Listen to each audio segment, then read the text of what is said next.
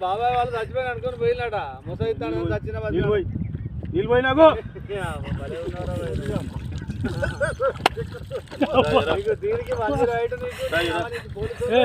ఎందుకు పన్న వాళ్ళ కాయ పండు ఎందుకు అనుకున్న వాళ్ళ ఈ చల్లదనానికి ఎండకు చేయలేక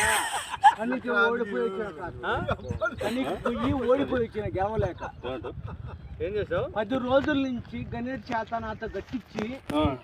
నా కష్టం దోచుకొని గణేట్ రాయ్